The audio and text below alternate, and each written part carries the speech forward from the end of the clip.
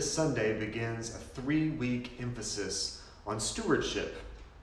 And so our theme for this 3-week series is Thanks Be to God.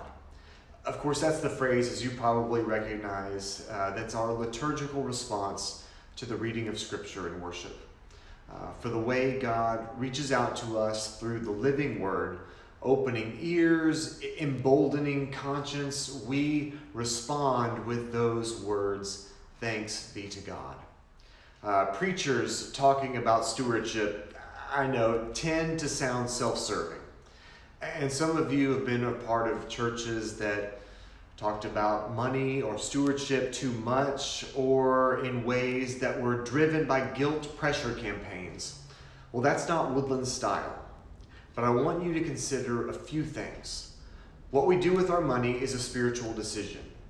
How we fill our calendars becomes how we spend our lives, and choosing when and how to use our voice and advocate for others is an aspect of stewardship often overlooked.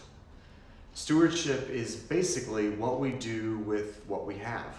It's our response to the resources we have been given, and we all have different gifts. We all have different capacities to respond by giving our time or money.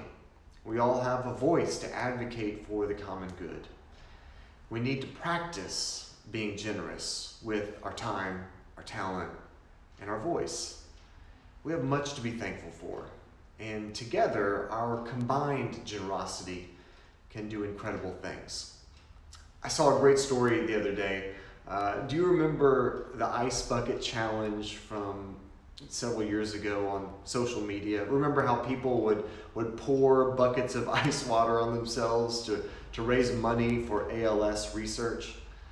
Well, the ice bucket challenge raised about $115 million in 2014. And that money contributed to 130 research projects. And one of those projects created a drug called Relyvrio.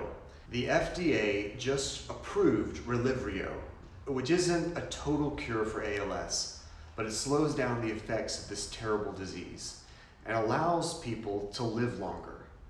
The generosity of that ridiculous social media campaign has dramatically accelerated the fight against ALS. Look, we don't know exactly where our generosity will take us or what will come of the gifts we give. But we can be sure that gifts faithfully given will be added to the tapestry of grace God is weaving in this world.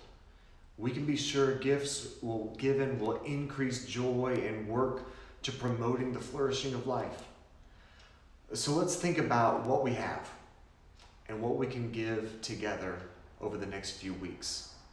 We have much for which we can proclaim, Thanks be to God.